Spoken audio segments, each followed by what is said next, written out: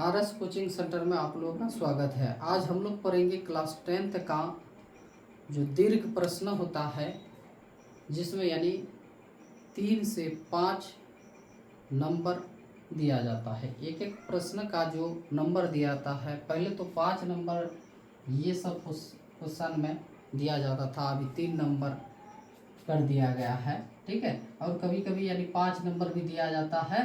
तो देखिए, यानी ये दीर्घ जो प्रश्न है तो इसमें क्या कह रहा है, ये क्लास 10th का भूगोल है, भूगोल का प्रश्न है, ज्योग्राफी का। तो इसमें 1 नंबर क्वेश्चन है, गेहूं उत्पादन हेतु मुख्य भौगोलिक दशाओं का उल्लेख करते हुए भारत में गेहूं उत्पादन क्षेत्रों के भी नाम लिखें। ठीक है, तो कह रहा है यहाँ गेहूं उत्पादन के भौगोलिक दशाओं का उल्लेख करने के लिए कह रहा है, और कह रहा है क्या, ये जो भारत में गेहूं का उत्पादन क्षेत्र यानी कहाँ ज़्यादातर होते हैं। ठीक है, तो उनके नाम भी लिखने के लिए कह रहा है। तो ये भौगोलिक दशा जो है, भौगोलिक दशा क्या होते हैं, यानी गेहूं के उत्पादन के लिए हमें कितना तापमान चाहिए, कितना वर्षा चाहिए। ठीक है, यही दर्शाना है, और कैसे मिट्टी चाहिए। तो कह रहा है गेहूं दूसरी महत्वपूर्ण खाद्य फसल है, यानी खाद्यान्न फसल जो है, तो पहला तो क्या है, तो चावल है यानी धान, और दूसरा जो है यह है, दूसरा कौन, तो गेहूं है। ठीक है, ये गेहूं जो है दूसरी महत्वपूर्ण खाद्यान्न फसल है।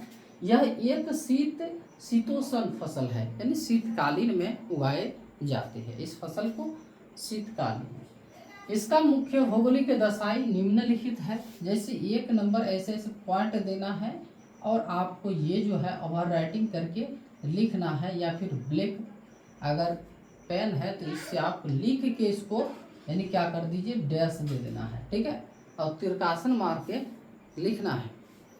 क्या यह एक क्या है, रबी फसल है, यहाँ तक छोड़ देना है आपको। ये एक क्या है, कौन सा फसल है, रबी फसल। जायद फसल होता है तो रबी फसल होता है, तो ये कौन सा फसल है, रबी फसल। ये ऑब्जेक्टिव भी पूछा जाता है, यानी गेहूँ कौन सा फसल है, तो रबी फसल है। और कह रहा है 2 नंबर यानी वर्षा।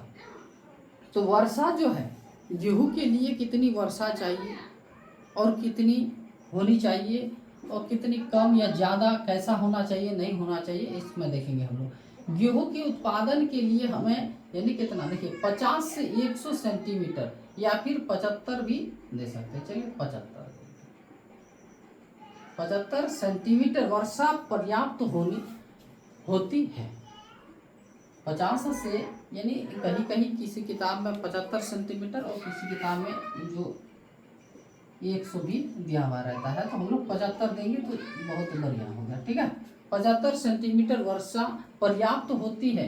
वर्षा के लिए, वर्षा के अभाव में, जहाँ वर्षा की अभाव होती है यानी वर्षा नहीं होती है इतनी, ठीक है, यहाँ कम होती है, तो वहाँ अभाव में सिंचाई की समुचित प्रबंध अनिवार्य होता है।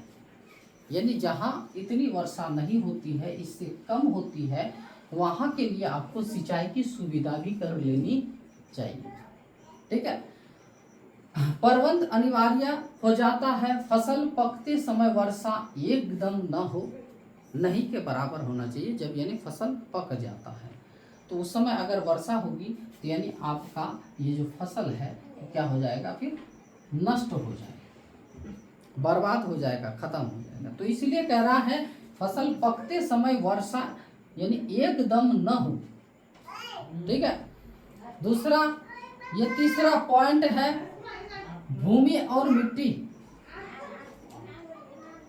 गेहूं की खेती के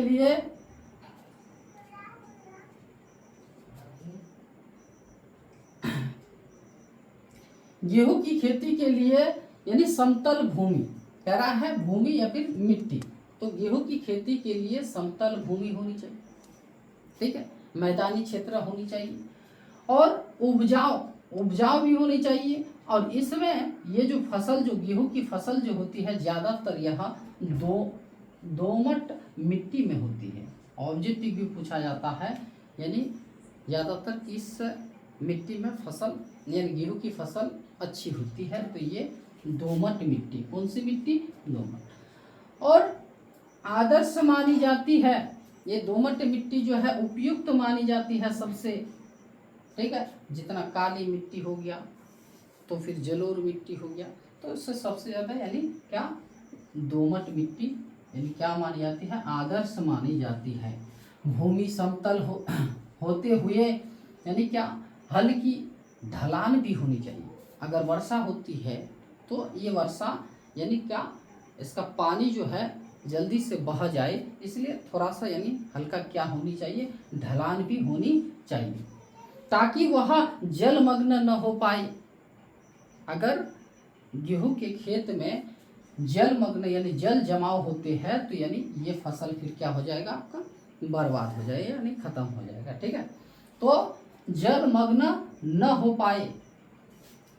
4 नंबर पॉइंट, तापमान। तो तापमान भी तो यानी आपको देखना है, यानी तो कह रहा है गेहूं बुआई के समय जब हम लोग बोते हैं, जब गेहूं को लगाते हैं बोते हैं, तो उस समय औसतन तापमान कितनी होनी चाहिए?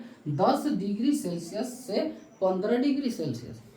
और जब 10 डिग्री सेल्सियस से 15 डिग्री सेल्सियस यानी डिग्री सेल्सियस रहती है तापमान, तो उस समय हम लोग उसको यानी क्या मानते हैं? शीतकालीन मानते हैं, ठीक है। तो ये ठंडी के मौसम में तो तापमान क्या आर्द्र मानी जाती है, पर पकते समय लगभग जब यानी फसल पकने लगा है उस समय फिर इसका तापमान क्या अधिक होना चाहिए। कह रहा है 21 डिग्री से 26 डिग्री सेल्सियस ताप रहना बहुत ही यानी क्या होते हैं? आवश्यक होते हैं। और उस समय भी अगर आपका 10 डिग्री से 15 डिग्री सेल्सियस यानी ठंडी का मौसम रहे तब तो यानी पकेगा भी नहीं, और ठीक से यानी आपका गेहूं का जो फसल है ठीक से होगा भी नहीं।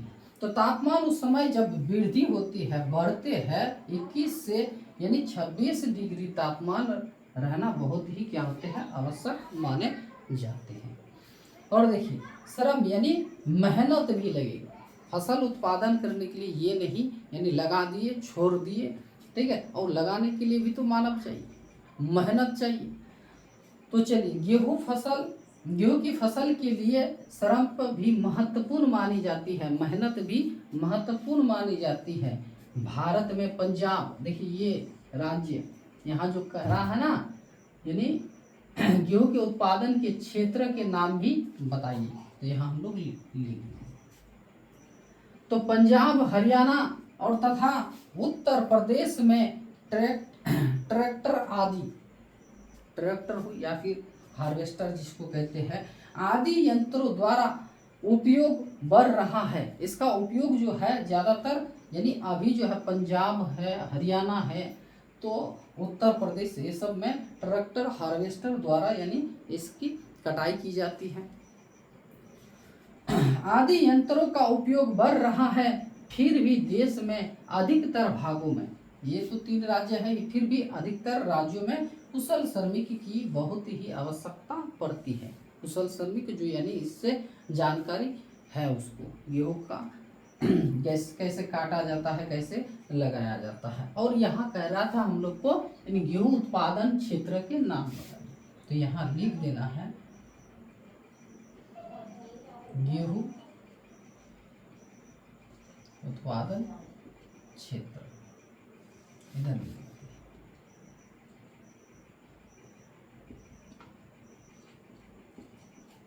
गेहूं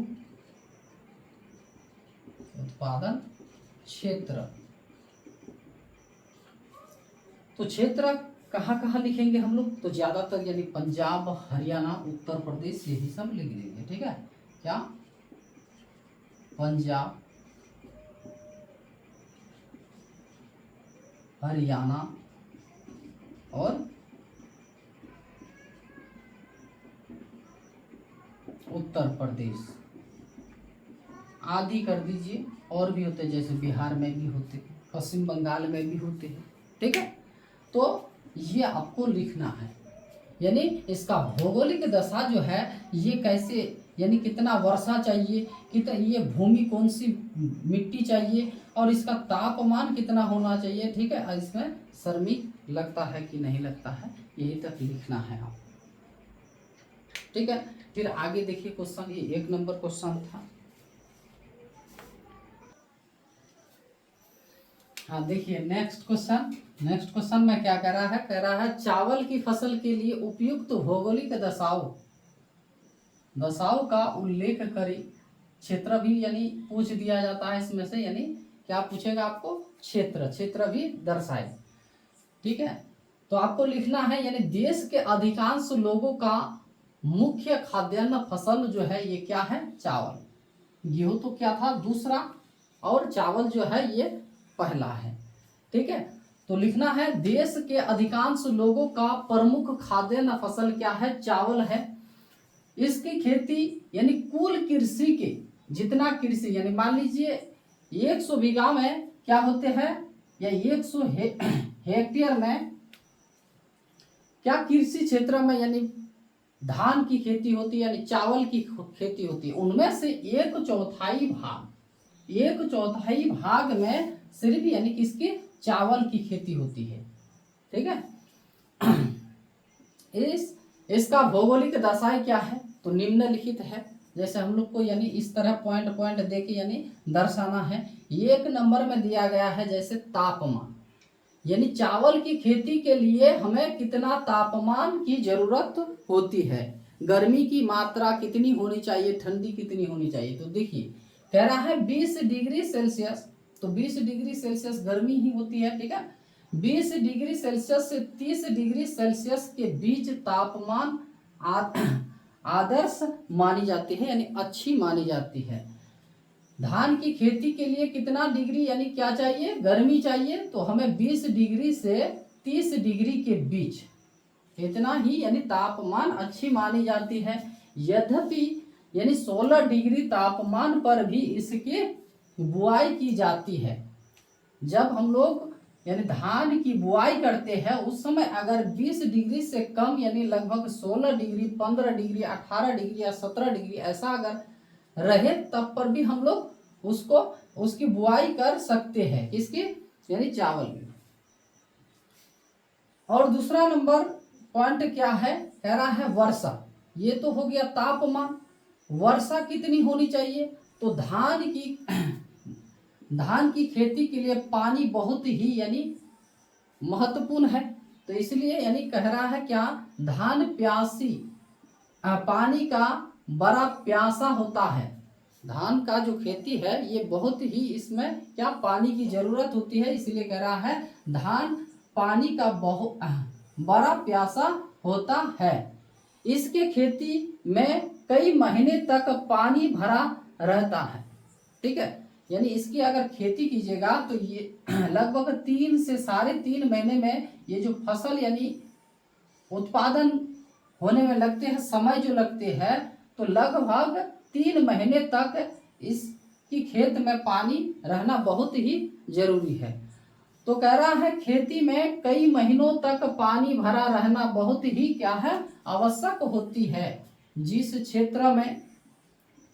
क्षेत्र में क्या 200 सेंटीमीटर से अधिक वर्षा होती है सालाना, कह रहा है जिस क्षेत्र में यानी कितना 200 सेंटीमीटर से अधिक वर्षा होती है वहाँ ये जो धान की जो फसल होती है, चावल की जो फसल होती है, बहुत ही यानी कह रहा है ये फसल बहुत अच्छी होती है।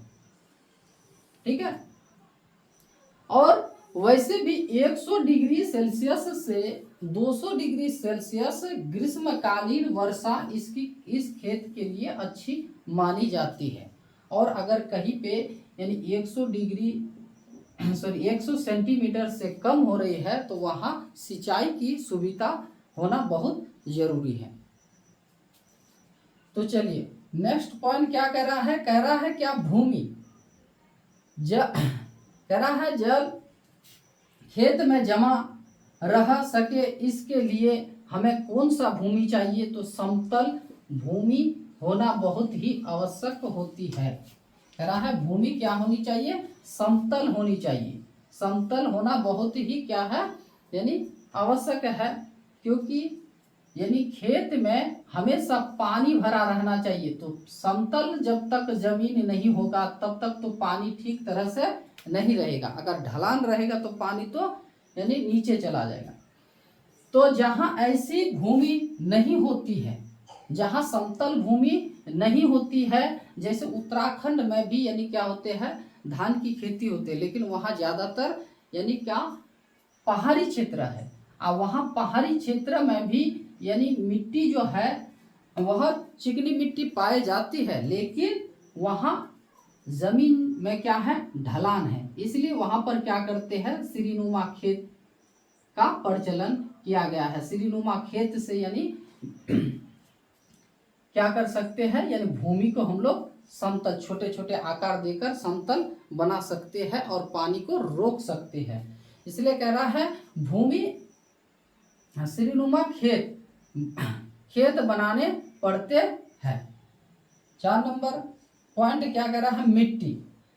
जिस मिट्टी में जल की संचय करने की क्षमता होती है, यानी वह मिट्टी जहाँ जल का जमाव हो सके, वह जल यानी जैसे बलुआई मिट्टी होते हैं, वह जल को ज़्यादातर यानी सोख लेते हैं। तो ऐसी मिट्टी नहीं चाहिए, ये पानी को क्या कर सके, यानी रख सके, संचित करने की क्षमता हो उसमें। तो क्षमता होती है, धान की खेती उपयुक्त हो सकती है, ठीक है, मानी जाती है। यही कारण है कि चिकनी मिट्टी, ये देखिए चिकनी मिट्टी या इसको फिर क्या कहते हैं, चीका मिट्टी भी कहते हैं, ये उत्तम मानी जाती है, यानी अच्छी मानी जाती है। और पॉइंट 5 नंबर क्या कह रहा है, प्रमुख क्षेत्र। धान की खेती मुख्यतः यानी कहाँ कहाँ ये ज्यादातर होते हैं। अच्छे जो क्षेत्र है, प्रमुख जो कह रहा है, तो कह रहा है गंगा, ब्रह्मपुत्र, मैदानी क्षेत्र, सिंधु क्षेत्र भी है, ठीक है। तो सिंधु क्षेत्र ज्यादातर जो है यानी ये पाकिस्तान में चले गया है, इसलिए कह रहा है यहाँ गंगा, ब्रह्मपुत्र, मैदानी क्षेत्र और प्रमुख राज्य, ये तो क्षेत्र है ही। प्रमुख राज्य पश्चिम बंगाल, कहाँ, पश्चिम बंगाल, उत्तर प्रदेश, आंध्र प्रदेश, पंजाब, हरियाणा, बिहार, उत्तराखंड, ये सब राज्य में ज़्यादातर यानी चावल यानी धान की खेती की जाती है, ठीक है। तो आज यही तक।